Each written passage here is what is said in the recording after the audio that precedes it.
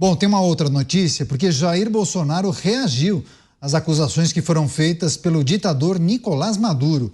Segundo o venezuelano, o ex-presidente brasileiro teria tentado um golpe de Estado, além de sabotar as eleições brasileiras em 2022. Para o ditador, a oposição age da mesma forma nos dois países, se negando a reconhecer a vitória da esquerda. Em resposta, Jair Bolsonaro disse o seguinte, eu vou abrir aspas: quando algum ditador socialista o acusa de alguma coisa, é a certeza, é a convicção de que você está no caminho certo. Fecho aspas, frase de Jair Bolsonaro. Você, Dávila, vou começar essa rodada contigo. Concorda com Jair Bolsonaro? Quando um ditador o acusa de alguma coisa, você pode ter certeza que você está no caminho certo? É mais ou menos por aí?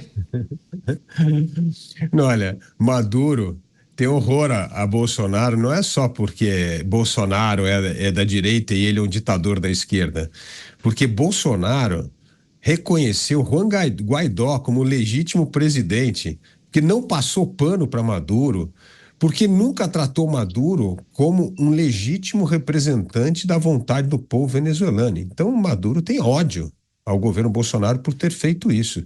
E nisso eu acho que Bolsonaro estava corretíssimo, né? Não aceitar um governo ditatorial, não achar que isso é democracia relativa e colocar o dedo na ferida. Esse é um ditador ilegítimo no poder e que o governo que o Brasil deveria ter reconhecido, como reconheceu, foi de Juan Guaidó. Então você imagina o ódio que tem. Agora, quanto à questão das eleições, a grande diferença, Caniato, é que o Brasil sempre teve, desde a redemocratização, eleições limpas, livres e transparentes.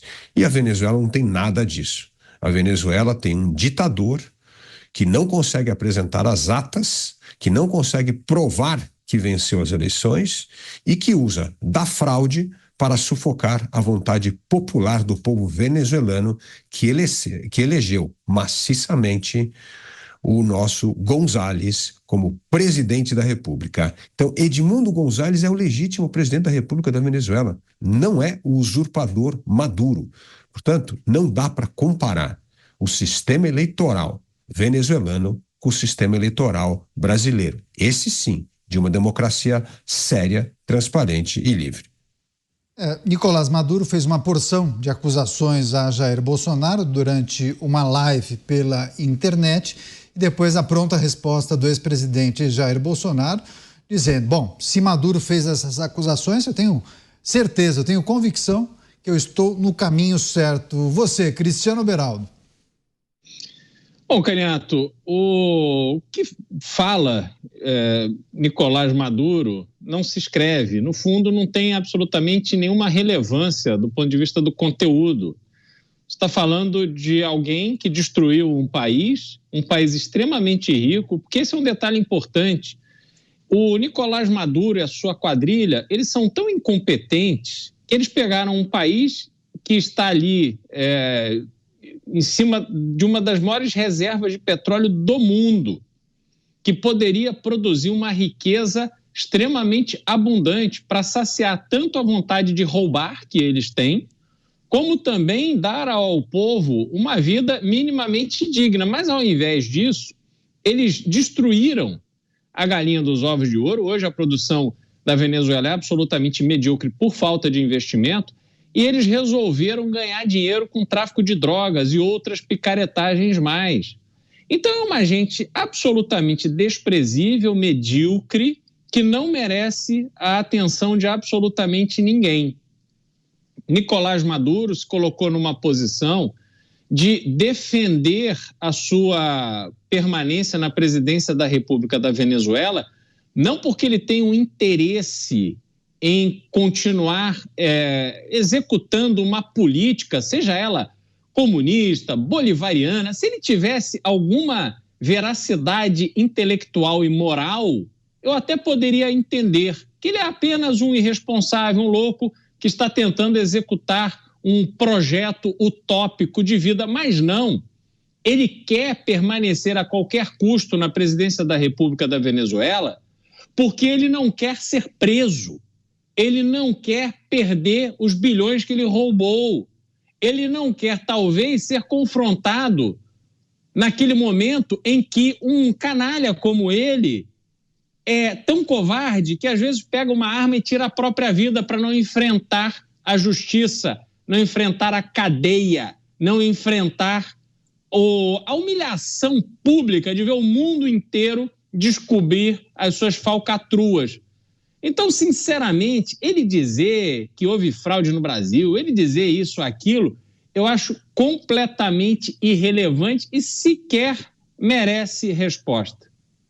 Pois é, mas Mota, ele, enfim, acaba pegando alguns episódios isolados, algumas informações, mas não parece que ele tenha feito isso com o objetivo de cutucar somente Jair Bolsonaro. Mas ele disse que os brasileiros que se manifestaram teriam recebido um treinamento especial e receberam apoio dos policiais para atuar nos muitos protestos que aconteceram. Ok, essa é uma das informações que ele compartilhou nessa live. Mas está cheirando muito a cortina de fumaça, né, Mota? Ele não fala do processo eleitoral fraudulento que ele encabeçou e agora fica apontando o dedo para os países vizinhos, né, Mota? É muito estranho, Caniato. Eu não sei nem o que dizer a respeito disso, exceto que poucas coisas definem tão bem quem você é quanto os inimigos que você tem.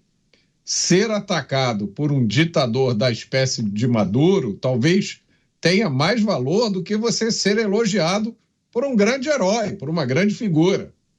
Agora, é curioso que o ditador bolivariano tenha se lembrado do nome de Jair Bolsonaro justamente nesse momento que a gente está vivendo, no mundo e no Brasil.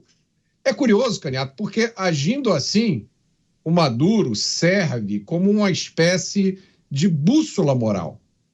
Porque, por incrível que pareça, ainda tem gente nos dias de hoje, no mundo de hoje, no Brasil de hoje, que está meio confuso, não sabe para que lado ir, não tem certeza qual lado é certo, qual lado é errado. Então, para quem ainda tem essa dúvida, basta verificar com quem o patético ditador bolivariano mantém amizade e a quem ele ataca. E aí está a sua bússola, para que caminho você deve ir. Agora, Dávila, retomando as discussões sobre o processo eleitoral venezuelano, o pleito que ainda não acabou, a cobrança de muitos países, a posição firme de Nicolás Maduro e, claro, uma grande expectativa para as próximas semanas. No que vai dar isso, né? O mandato dele termina no final do ano, a próxima gestão assumiria somente em 2025. Mas o que a gente pode esperar dessa transição? Acredita que possa haver algum tipo de negociação para uma saída de Nicolás Maduro ou não? Você não vislumbra uma mudança nas próximas semanas, hein, Dávila? Olha, Caniato, vale a pena sempre olhar para a bússola da história para tentar entender os episódios modernos, né? Em 1938, Neville Chamberlain era o primeiro-ministro da Inglaterra, da Grã-Bretanha, e fez o famoso Acordo de Munique com Hitler. O acordo era o seguinte, que Hitler prometia que jamais invadiria outro país, que ele estava satisfeito depois de ter tomado um pedaço da então Tchecoslováquia. Chamberlain volta para a Inglaterra, acenando nas mãos o grande acordo, dizendo assim, eu trouxe paz para os nossos tempos. Este é o acordo que vai trazer paz para a Europa. E foi muito aplaudido, teve até um momento assim de grande popularidade. O que aconteceu é que um ano depois, Hitler ignorou completamente o tratado, invadiu a Polônia e começou a Segunda Guerra Mundial. É o mesmo dilema hoje dos países democráticos. Todos participaram do Acordo de Barbados, um acordo feito ano passado, que Maduro prometia que teriam eleições limpas e democráticas, que teriam pessoas, órgãos internacionais isentos que poderiam policiar e supervisionar a eleição na Venezuela. Nada disso aconteceu. O que nós vamos fazer? Chacoalhar um acordo de Barbados e falar assim, olha, o Maduro, o tirano, desrespeitou isso e não fazer nada? Ou nós vamos agir? Esse é o dilema do mundo hoje. principalmente dos Estados Unidos, da Comunidade Europeia, do Brasil e de todas as potências da América Latina. Nós vamos cruzar os braços e deixar esse ditador se perpetuar no poder, não honrar um tratado que fez, ou nós vamos jogar duro, mostrar que o mundo vai jogar duro com a Venezuela, se não honrar o acordo e fazer com que essas eleições, que foram, sim, que aconteceram e que tem hoje um claro vencedor, que é Edmundo González, seja reconhecido como legítimo presidente da Venezuela. É uma questão de atitude. E quando nós somos omissos nas nossas atitudes, as consequências são sempre bem mais drásticas, como mostra o episódio de Chamberlain em 1938 e o começo da Segunda Guerra Mundial em 1939. Certo, a gente vai seguir acompanhando essas movimentações na Venezuela e, claro, qualquer novidade a gente traz para você aqui na programação da Jovem Pan News.